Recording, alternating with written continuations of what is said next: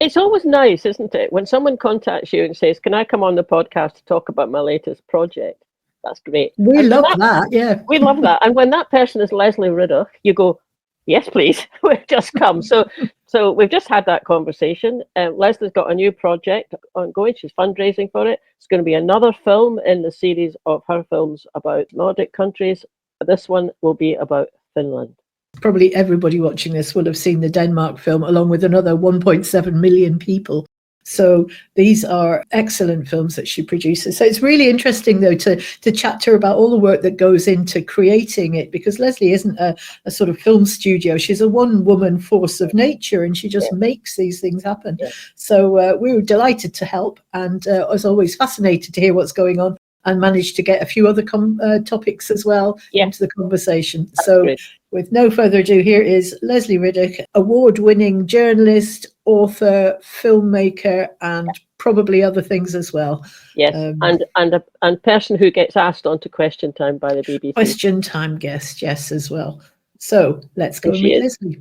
Hello, welcome back to Scottish Independence Podcast. Our guest this morning probably needs no introduction, but we'll give her one anyway. It is Lesley Riddoch, and Lesley is going to tell us about her latest venture, which we're very interested in. So over to you, Lesley. Tell us all about it. Well, thanks for the chance to do that, gals. It's basically a film about Finland, which is kind of going to be part of the group of films that are online at the moment, the most recent of which was Denmark, which amazingly to me has had its 1.7 million views. Admittedly, there's a friend who's able to look at the analytics of that.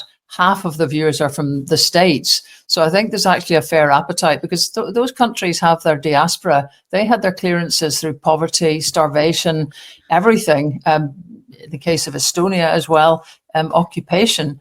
So there's a lot of their citizens in the States who are kind of curious about the homeland, probably don't see many documentaries in English, actually, so they don't speak Danish, Finnish, whatever.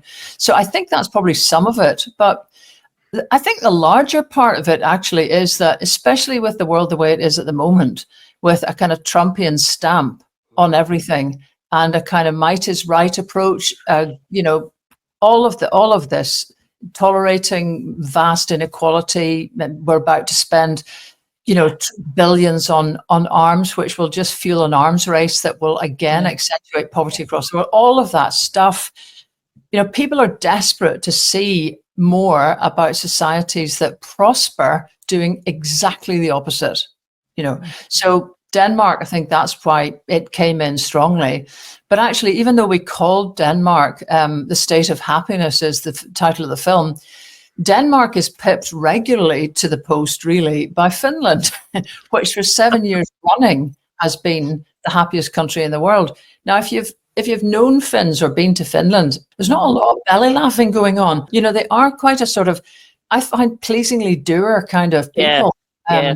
I was in Helsinki 2 years ago. They're so lovely. They're so helpful. And the guy said, "Oh, by the way, this is me looking happy." And he was just, his face was sort of the same. And he said, "This is me looking really happy."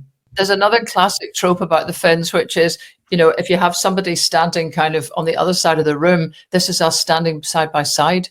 Somebody kind of, there's a lot of fun poked of the Finns for these reasons. Yeah. And you could go into quite, why they've had a terrible history. I mean, this is the other thing, terrible.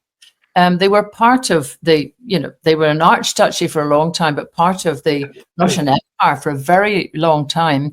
Before that, they'd been owned by Sweden. So they basically just swapped owners sometime around 1819 or whatever. And they've just lived kind of just managing to keep their culture alive, mostly because their language is utterly unintelligible to anybody on either side. It's spoken, Finnish is it's a Finno-Ugric language. So it's spoken by the Estonians, the Hungarians, and kind of that's it.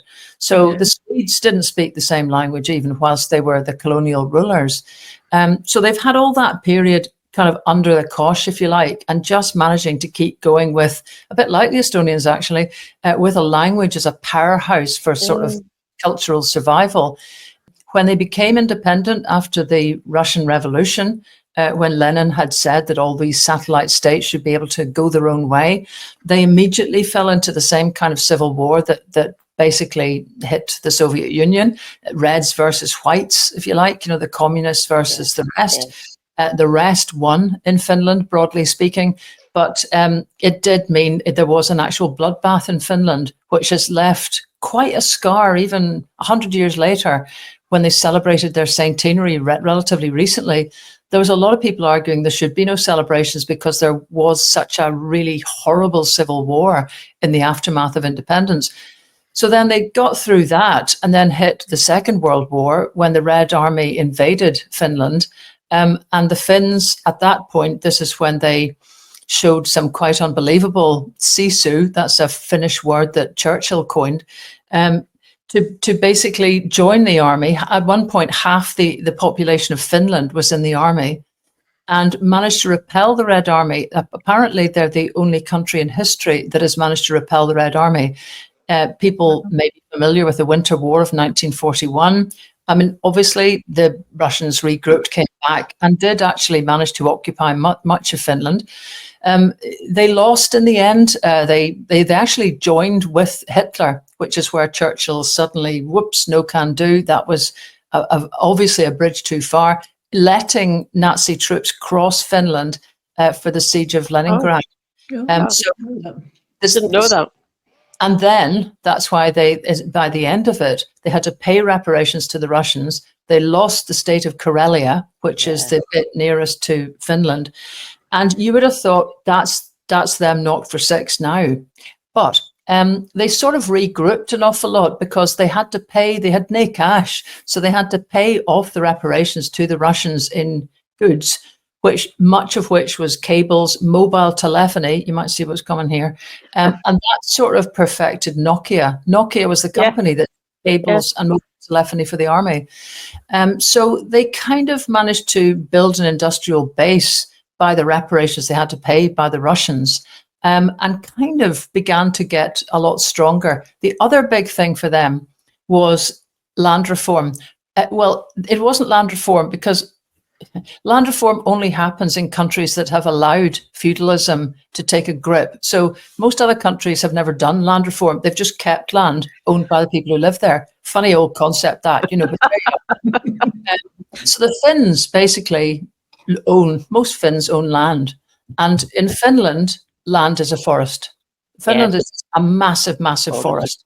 So what happened there was that as the newspaper industry began to gather steam in Europe, the Finns began to be the biggest suppliers of the wood pulp that turned into newspaper, pulp or print.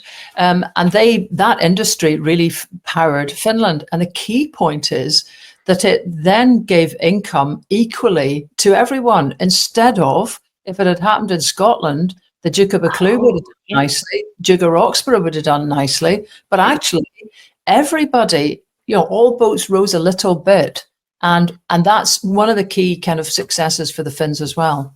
That's fantastic. That's just amazing. I mean, I knew the bit about it is one big forest. I've got some Finnish friends, although they've moved themselves over to Britain. But I didn't know that bit about the land ownership. And although, as you say, that's the norm. We're not the norm. But that's fantastic. That's just fascinating, isn't it? When one thing like that makes such a difference to the overall financial state of affairs of a small country. Because I'm saying a small country shouldn't do that. It's average size, isn't it? It's the same as us. It's the same population as us, but it's much bigger than us. Bigger, yeah. A third of it's in the Arctic. But I mean, this is where you have to get your head around this, because it isn't a sort of small policy difference. That norm, ownership of land makes or breaks countries. Yeah. And that's one of the biggest things that's keeping Scotland down is the absence of that and the perception that it's only a small detail. Yeah. I mean, is an underlying pivotal thing. So anyway, so for example, I cycled around the Åland Islands, which are little islands between Finland and Sweden. And it also gives you a wee idea of the Finnish sort of outlook. I mean, they're pretty relaxed people and sort of tolerant of difference. because the Åland Islands, upon independence for Finland, because they were halfway between France and Sweden, and a lot of them spoke Swedish, they immediately said, we want to join Sweden. So the Finns put the idea up to the League of Nations that was active at the time. And in 1921, the League of Nations decided that the Åland Islands should remain with Finland, but Finland should pay for the inhabitants to learn Swedish. And that it should be a demilitarized zone, and it should be a bit like Guernsey, Jersey. They could make bucks out of having a kind of tax-free area. So that created a lot of trade for the Åland Islands and some prosperity, and it was actually a pretty good solution. But again, it's kind of interesting how they approach problem solving, which is very much not whacking people out of the head with stuff. Yeah. And there again, there's a land thing. They have a rule that you have to live in the Åland Islands for 5 years before you can buy land beside the water. And, you know, we were talking about that just the other day about given our current housing crisis and things, you know, people coming up from down south to retire, whether they should be some kind of, you have to live here for a year before you can buy a second home, or a home, in fact. I don't know that would solve the problem, but it's interesting that this is something that does happen. You need a whole battery of stuff to sort of tackle that. Because, I mean, the Norwegians have a system where you have to have been on the electoral roll locally to buy first home locally. And these are people, I mean, these are countries that are protected a bit by the fact that so many tens of thousands of people own land.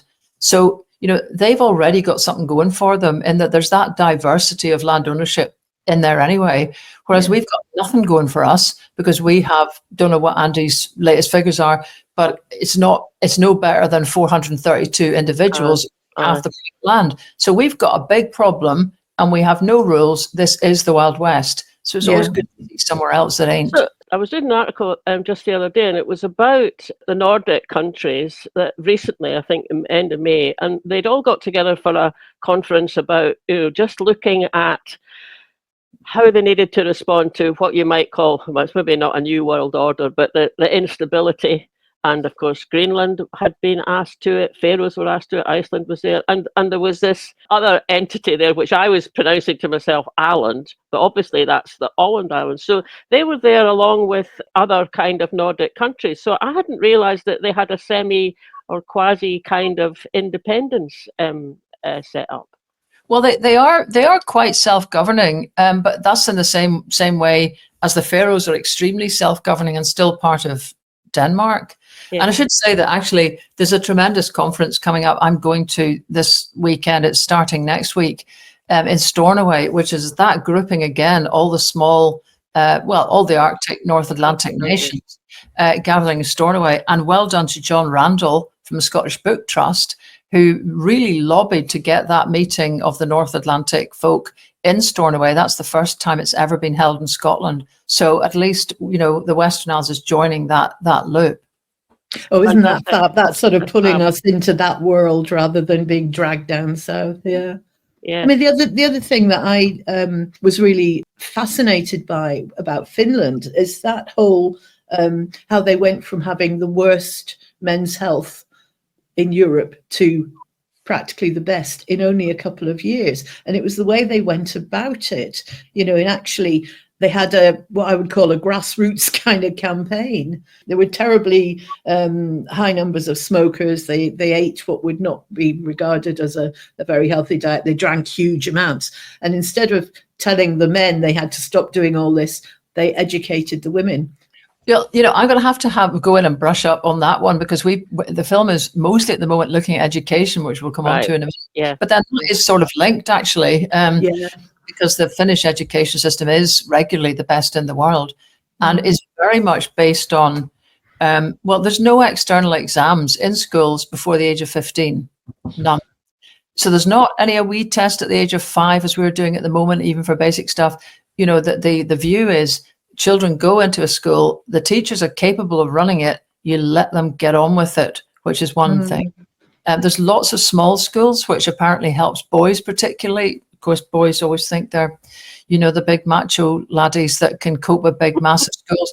Actually, they're the ones who just completely curl up in big schools. So small schools are kept.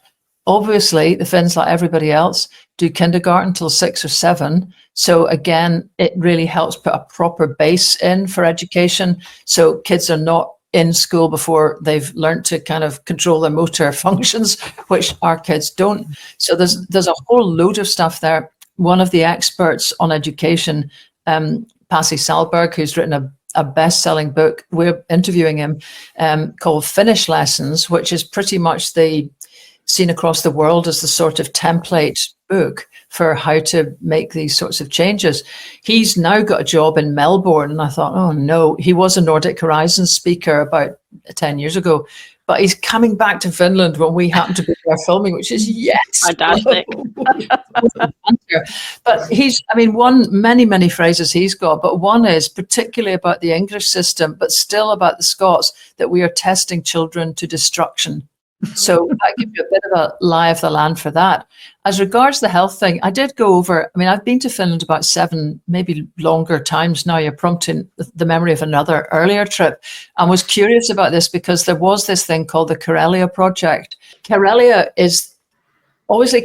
borders Russia, and Finland is basically on the west of Finland. It's very tall, slim, fit Swedish people, blonde Swedish people. On the east, it's more sort of squat, not so blonde Russian people, Slavs. Yeah, I noticed that.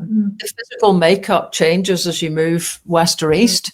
And I can remember speaking to this expert about it who came from Karelia and did somewhat conform to the, physical type. And he said, our big thing in Karelia, my mother's family, was eating pork. So that was the only thing that people would eat and take seriously was pork. He said, I remember once we had some chickens. One of them looked a bit wobbly, and my mother just wrung its neck and threw it on the rubbish heap. She said you wouldn't even eat chicken. It was all about pork and salt. So you've got the beginnings there of a very bad dietary habit. Yeah. Okay, education definitely waltzed in there. But the guy I was speaking to, who was the head of statistics for their statistics agency, said, I know everybody likes this idea. The Karelia Project was also encouraging people to go and pick berries, which was to sort of supplement and change the diet and get the Finns, like all the Nordics, are massive berry eaters and pickers and so on. He said, I know everybody loves that side of it, that berries basically help the Finns kick their habits. He said, really what happened was, as we got wealthier, all boats rose. And as we educated more, all boats rose. There was something about butter as well, because of the sort of the people living rurally. That was a huge, they were very big butter consumers because they had cows, and therefore it was something they had. And that was something to do with the heart health program that they put in place. That was one thing they tackled. Although I think now, probably health is coming around saying butter's actually quite good for you. Maybe the quantities.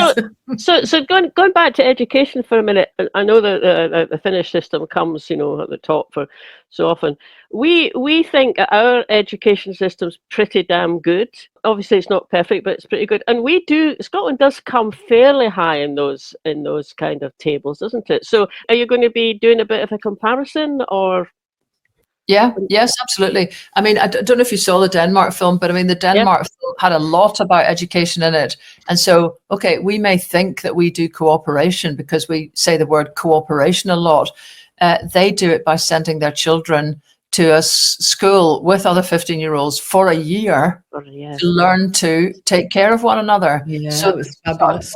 There's talking the talk and walking the walk. And to be frank, we don't walk the walk. You could argue, with independence, there would be enough money to kind of make schemes like that possible. However, you can only do what you can imagine. And it strikes me, you can only imagine what you can see. And because you see British systems, you can't imagine that this would actually make such a difference. It falls into the small, interesting deviation category. Whereas for countries that are successful, this is the big baseline for them. We're not really doing that well. So, for example, another characteristic of the Finns, which might be surprising, is that their teachers spend the least time with children in the classroom of any country in the world. So, that's a completely different take, because there's a very flexible school curriculum.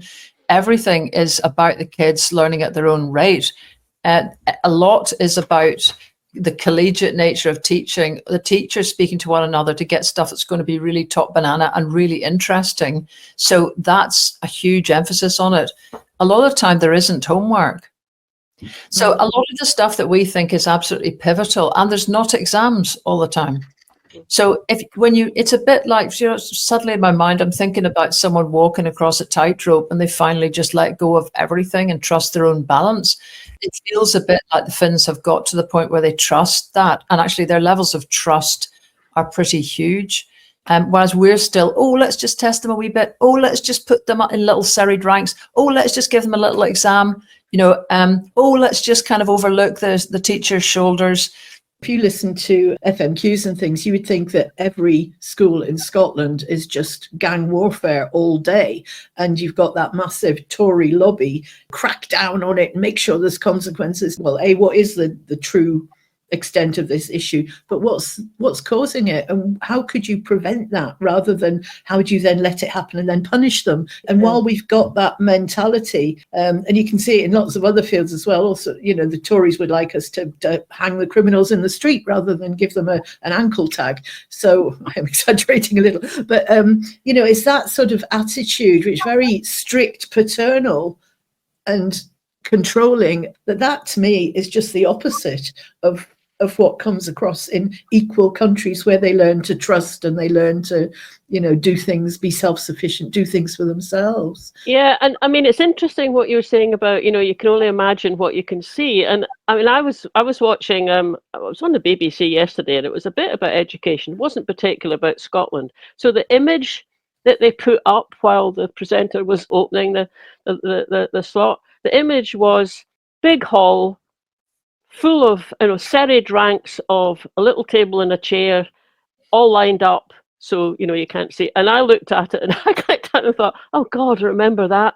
The main hall at Perth Academy when you went in to do an exam for something. And I mean, that's just interesting, isn't it? Because that's the image that someone chose to put up on a bit of a news item about education. It wasn't even particularly about exams. So that's just intrigued me actually about, maybe what can you imagine, and the kind of images that actually we're used to. That's a pretty horrible one when you think about it, isn't it?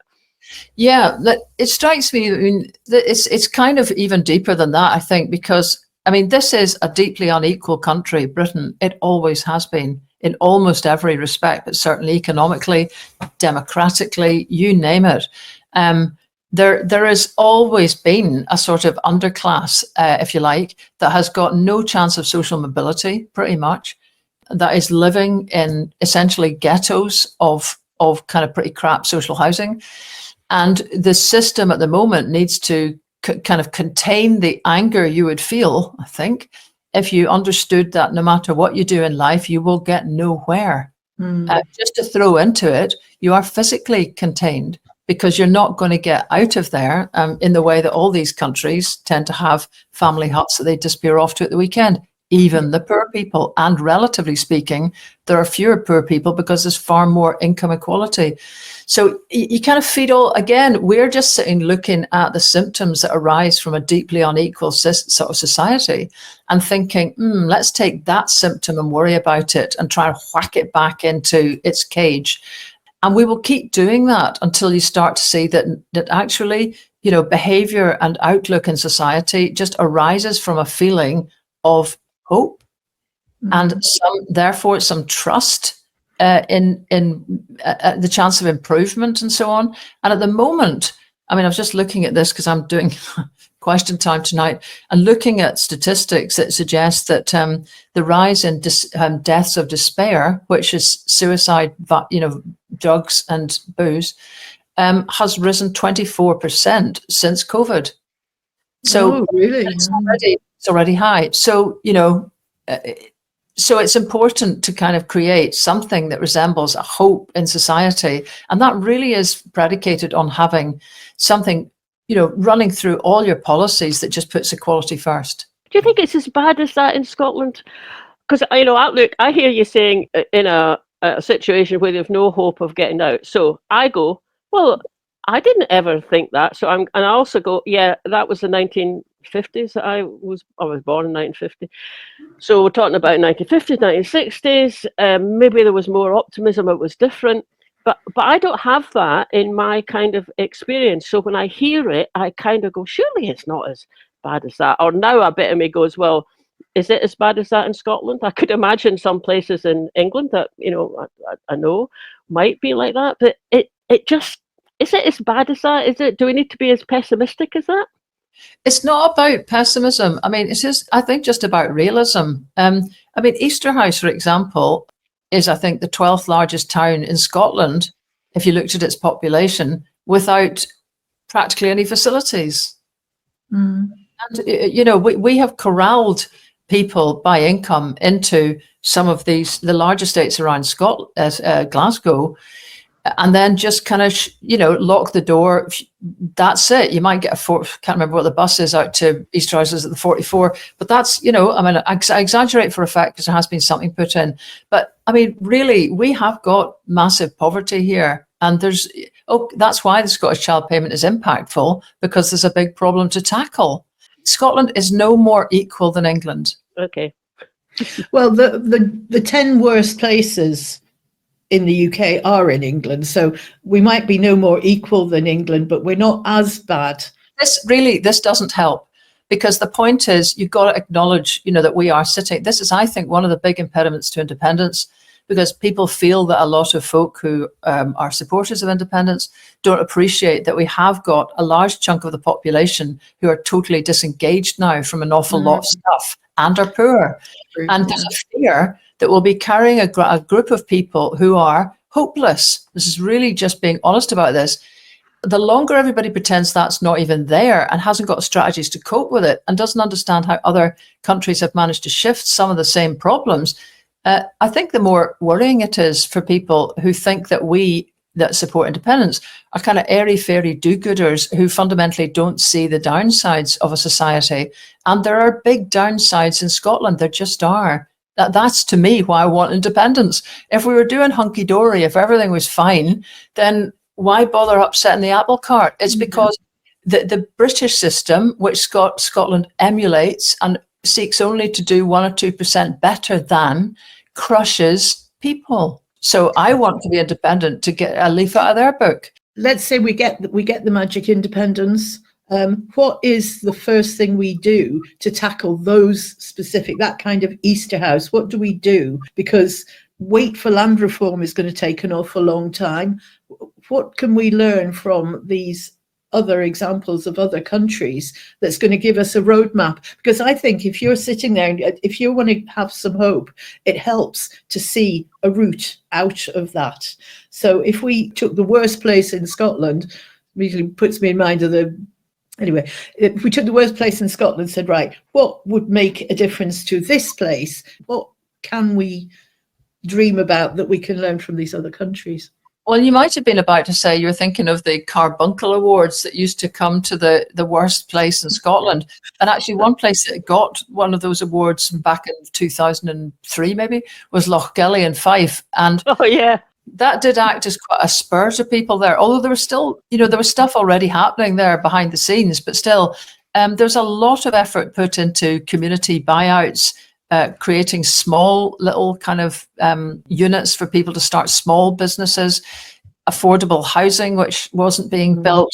I mean, this all sounds small beer, and it's like, no, I just want a big thing. I just want a Kinlochleven smelter. I want a Lochaber pulp mill. I want something big. But by and large, it's the small things that can then throw up something a bit larger. Maybe, maybe not. So, I mean, really, some of the first things that would happen, like, for example, if you take Easterhouse, it's on quite high land. If they did indeed own neighbouring land, well, first of all, I would be creating a council of Easterhouse. I would be equalising income at the back of it, as all these countries do, so that they're not just reliant on their own income. But then, if I was Easterhouse Council, I would look at a compulsory purchase of neighbouring land to set up a wind farm to create income for the Easterhouse Council. and in fact, possibly just take the energy straight from the wind farm to fire a whole new system of district heating in Easterhouse, which practically removes fuel bills. Yeah, and then you could also use it to charge up a fleet of free electric buses, and then you've got that problem solved. If there's only one bus to go to Easterhouse, it joins them up with the rest of the world. There's also then the point of, once you can start to offer cheaper energy prices to businesses there, because you're not cooking on gas, but you're cooking on renewables, which you own. And so when you own the land and own the kit, and you need some power politically to do that, and you need some investment to be able to get the kit, you've started to get the regular income that every small place around Europe, and certainly around all the Nordics, takes as granted. Yeah. So that, the big revolution in Norway wasn't oil, it was hydro. And hydro dams were owned by the local councils in the state. Yeah. So, everybody's looking for big bangs, and generally speaking, it's proper systems and proper democratic control. And I feel like you're sick of hearing me say this, but yet it's true that Scotland has got the largest so-called local councils in the world, bar North Korea. Now, that does not harness any kind of, the local energy. It doesn't make communities feel like communities, and it just scunners an awful lot of people. That's probably change one or two. The other one would be kindergarten until the age of 6 or 7. So you start immediately to get the next generation on a different vibe with much more money put into that. Yeah. I wonder if it would be an interesting thing to do as part of the journey towards independence, to do a sort of Easterhouse project, something that just makes it real for people rather than some very abstract concept. I bet if we went over to Easterhouse, we could find small groups that are doing things. Yeah. You certainly could, and if you went to the other big one, other side, the Glasgow Drum Chapel, there are local communities, there are folk that are just, they're just ordinary people. They're getting together to help each other. And I'm not disagreeing with what your argument at all, Lesley. I completely agree with it. I just think maybe there's more happening in these places than is normally seen. Of course there is. Where's this book here? I've got a whole chapter in here. That's right. In every community trust in Scotland. Can't find it quickly enough. And there's Easterhouse, Drum Chapel, Castlemilk. All of them are in there. That's not the point. All these local, I was a trustee of the Isle of Egg Trust for 8 years. I'm a huge supporter of community effort. But what's happening in Scotland is the little folk are kind of carrying the planet against structures. Okay. Crap. So what I'm saying is you change the structure so that in addition to all the Chavanawa at a local level, you're able to channel some of that energy into what other countries call councils. So that you have representative democracy that can then go and own things. That's a big thing as well. We keep selling off the family silver, don't we? And I was just thinking about that whole discussion about the glens that are now full of planning applications for a wind turbine here, a wind turbine here, a battery storage unit there, and they're all being dealt with separately. So the combined effect is not necessarily being seen or taken into account. And when I was listening to that, it might even have been on your podcast, I can't recall where I heard it. It was me that wrote the column last week. Yeah. Right. Okay. Well, so there you go. It's some of it sticks. But that, I thought, this is another clearance. You've got somebody's house had been compulsory purchased so that there could be a pylon or a cable or something. Here we've gone from not owning the land so they could chuck us off and put sheep on, and now we're not owning the land so they can chuck us off and put pylons up, and wind turbines so they can put energy down to the south of England. Because we own nothing, we control nothing. Yeah, well, I did write that piece that's about the Highland Glens because so many people have got in touch with me. And the trouble with all of this is it begins to turn people against green energy, against euro. And all of that is kind of pretty important. If we had an independent Scotland and the money coming from the wind farms could be taxed and the income would come to Scotland and would find its way back in the form of cheaper energy for people with pylons everywhere, that would be one thing. But it's not. So actually, the people who are sitting with, there's one glen in particular, Strathdearn, I think, which is 22 miles long and has got apparently enough approved wind farms and ones already there to power 70% of the households of Scotland. So that is, the other point is that Scotland at the moment has got 113% renewable energy. So we're already producing more electricity, renewables, than our electricity demand. So that is where obviously the rest is for export. Now, you could also, if you're an independent country, think, okay, that's worth it because we're going to make a few bob out of that. In the same way that Norway has oil vastly surplus to its needs because it doesn't use any, it uses hydro energy, so it doesn't use its oil. But it has traditionally sold it through pipelines to suckers like us. Yes. So if in a different world, you might be saying to the folk in the Highlands, right, you guys have got the best wind take, the further north, generally speaking, or the most exposed areas. There's an argument for having wind farms. But in any other country, you would then factor in that the local councils would have a say composed of what people think. Yeah. So, for example, in Norway, the councils in the Lofoten Islands just banned more drilling in the seas beside them. And that was it. There was no higher authority from the Norwegian government coming in and going, oh, but we need the income and what about the future and everything? Lofoten just went, nah, and that's it. So in Highland, which is the largest council in the world, and which is almost the same size as the country of Belgium, you've only got community councils that are able to say something, and 53 of them gathered last Saturday to say they want a pause so that a strategy can be created. At the moment, I would have to say the Scottish government is not covered in glory on this one, because it's basically saying the system is working okay and we're taking things one step at a time. And, locals are saying, but that's creating this welter because you might approach one wind farm, but there's actually going to be a substation there, another wind farm there. And what's it for? Because final kicker, right now, there is a kind of constraint on the grid as it crosses the border to Carlisle, which means it's hard currently for any new forms of energy to make it across the border.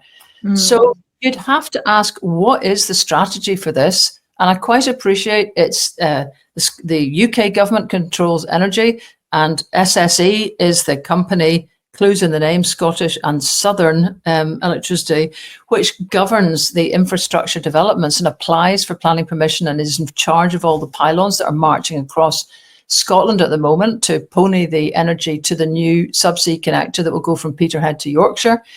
Right, so those are all Westminster functions, but the Scottish government could be cute with its planning permission consent bitty and start to really get some bangs for bucks out of this, and also do what the Highlanders are requesting, and that is to create a larger strategy so that people understand why they're getting what they're getting. Okay, we've kind of gone a lot away from Finland, although it's actually fascinating. It's really great talking to them. I mean, I suspect that, if there was a Finn kind of in the back of the system here listening to us, they'd be going, "You lot are daft. Come on, you need to get yourselves independent as soon as possible." And Finland, I suppose it's one that you haven't done. Are you also thinking about how it might play into this year that we're in, running up to another Holyrood election, which, from the sounds of it, could be another key one, in terms of getting an independence as MSPs? Yes, just perhaps in the kind of indirect way that I think when people see in detail how a functioning society operates and the kind of thinking that goes into it and so on, I think they can look at it. That's what seems to have happened with the Denmark film, and think we could do that. We actually have that outlook already. We just haven't got the governance structures, and we haven't translated that general outlook into the way we run our politics. But it also, to my mind, raises ambition. So the idea that you're only going to get a percentage point better than England at stuff does not fuel support for independence. It's not enough. Yeah. We are awash with resources. People need to understand why it hasn't turned into very much for us. And hopefully, you can bang on about it in Scotland, but hopefully sometimes looking at a country which doesn't have the same constraints on it and has chosen to use its, its resources differently, gives you more of a kind of bounce in your step. And I've got to say, having shown the Denmark film 43 times last year, through every named blinking storm there was, I would have to say, I would be amazed at the end of it, because I would have thought seeing a society that had got so many things just effortlessly looking right would be incredibly depressing to people. And it was really strange, because on every occasion, bar none, people were sort of skipping out the door saying, I feel really inspired now. And I think, well, funny, there you go. Hopefully Finland will do the same in a slightly different, these are all, there's some of the same lessons every time. And that people, I've been lucky in life to spend a lot of time going around the Nordic countries. And that's what made me realize so strongly that they're not strange, we're strange, So watching films like this, where if you've seen the earlier ones, Norway, Iceland, Faroes, and Estonia, which are all on the website, Have a Shifty, and indeed Denmark, you maybe begin to have some of the same experience I've had over more than, almost 2 decades, which is to realize this is what we at this latitude could do.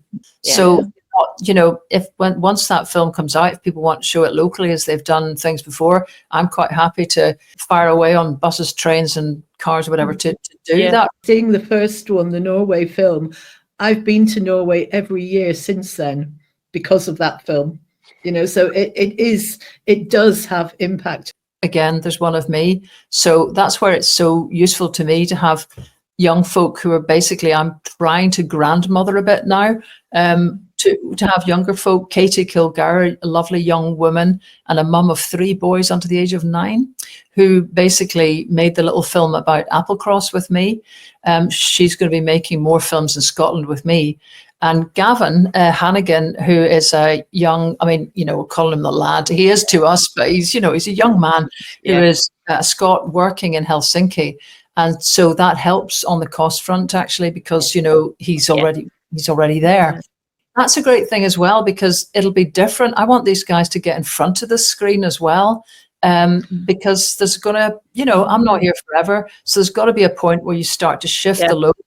And the skills that the younger folk have in terms of film and editing is amazing. In every respect, we need to be bringing young people in beside us. Absolutely. You're setting up a fundraiser to help with producing the cost of the Finland enterprise. Do you want to say a bit about that now? Yes, sure. It's actually already up, and it's got about 3,000 quid in it, which is fantastic. Great. So thank you, everybody. We've also just got some money from the Scottish Independence Foundation. So I think we'll be able to do this. My key thing is that Gavin gets paid, and that the filmmakers and the editors get paid, because that's the thing that takes longest, and they're young. So, that's the main thing. You can cut costs around that. But the extra money will go to making a film about what we've just mentioned, which is the Highlands Full of Pylons. And again, that's to make sure that Katie gets paid. So a lot of this is to make sure, okay, there's travel, I can't fly to Finland myself. So there's some costs you just can't kind of get round. But it would be great to manage to get that film, I think it's 5,000 we're looking for. We're almost there. That will help us really work. No, it's 8,000 because there's that extra money for Scottish films. So anything extra we make goes into Scottish films.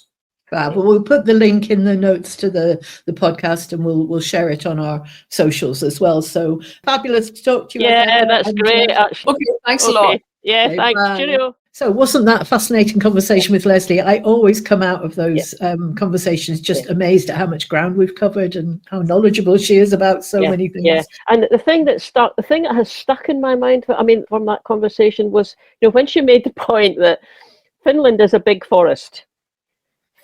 All Finns own a bit of that. It's not owned by a small number of people. It's owned by the Finland population. So when they, at a certain stage in their development as an independent nation, they started exporting a lot of wood, the whole population benefited because the whole population owns the land.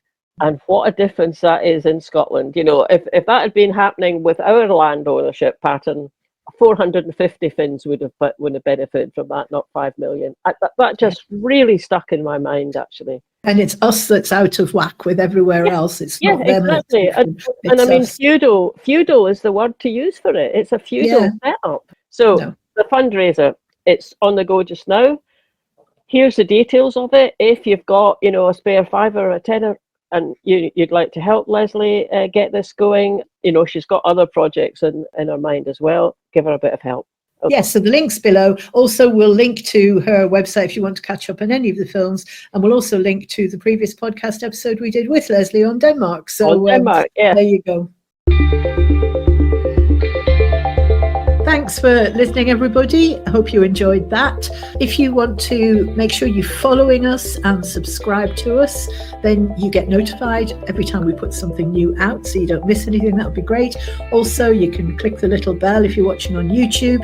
And sign up for our mailing list. You can do that from the website. And we always send one out at the beginning of each month to tell you what's happening. Last but not least, you can buy us a coffee on coffee.com.